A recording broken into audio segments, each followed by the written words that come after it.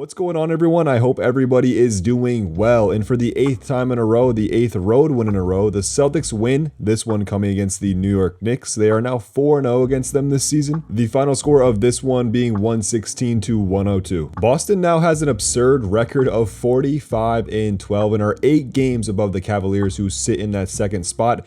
It's not official yet, but I think it's safe to say, and honestly been safe to say, that the Celtics will finish with the number 1 seed in the Eastern Conference.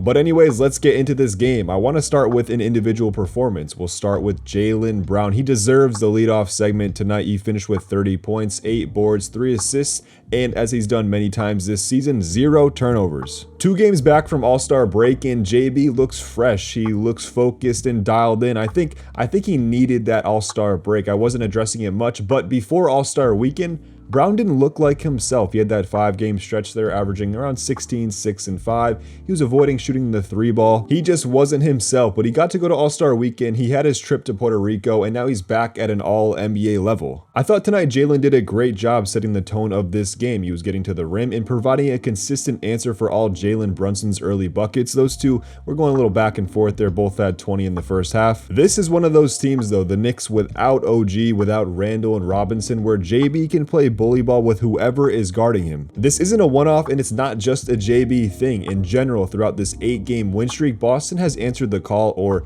responded to the narrative of relying too heavily on the 3 ball. This is 8 games in a row where Boston has made the conscious effort, at least in the first half, to establish that paint and rim presence. And they have so many different ways and weapons to do it, whether that's posting up Jason Tatum or relentlessly posting up Kristaps Porzingis like they did in those recent Atlanta and Miami games, or a matchup like tonight where JB and really the whole team does a good job of getting into that paint and putting pressure on the rim. And I really love this first half approach. It's pretty much basketball 101. We all know this. Establishing a paint presence early, seeing a couple easy ones fall, it's the best way to establish a rhythm. As a shooter or scorer, I'd assume you'd prefer that instead of coming out and letting a couple 25-footers fly and the result of those dictating your night. You do that, the next thing you know, you finish the night 5 for 17, and that's a story we've seen before. But again, Boston comes out tonight, has a clear game plan, attack early, and what do you know, by the time the third quarter rolls around, the basketball gods reward them. The 3 ball opens up,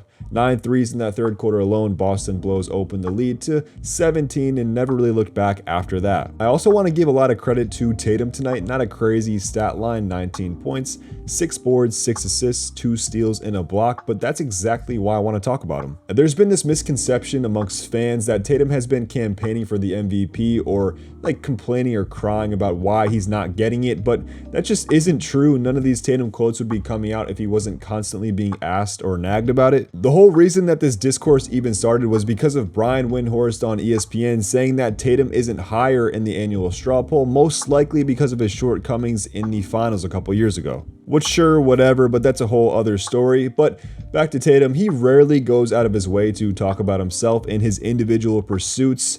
And, you know, I gotta say this, stars are typically wired one of 2 ways, or young stars. They're either about me, and I, or they're about winning. And for Tatum, you could genuinely tell it's all about winning. Yes, he admitted that individual accolades have some importance, but of course they do. That strive for greatness is what makes him and other players so great and what makes their team so great. But a game like tonight, nationally televised at Madison Square Garden, he wasn't trying to steal the show. He gave the game exactly what it needed. It wasn't scoring 50 or being flashy. He created for his teammates. He fed the hot hand. He had some great defensive possessions on Jalen Brunson. Just a very selfless game, and I think it sums up his mindset heading into this final third of the season in the playoffs. Some other things about this game. This starting 5, we talked about Jason and Jalen, but the other guys, Drew, Derek, and Kristaps, everyone excelled in their role tonight. This starting group is playing at such a high level. It's really like a well-oiled machine, and when I say machine, I don't mean robotic and predictable.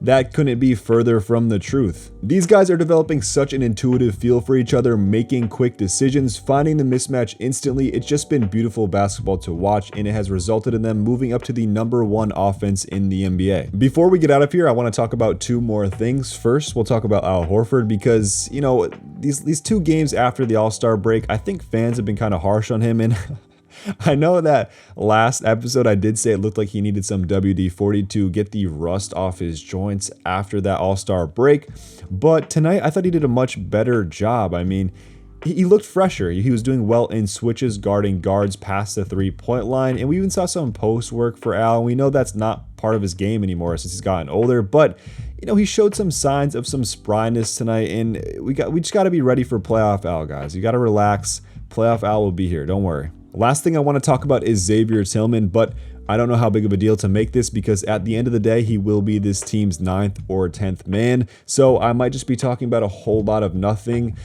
But, this is 2 games where he's been active. In last game against Chicago, he got some garbage time minutes, late garbage time, and tonight he gets no minutes at all. Personally, this is what I expected, and it's something that we talked about here when this team acquired Xavier. Joe has a small circle of trust that's hard to break into, but once you're in, you're solidified. That's exactly why Kornet continues to hold his role.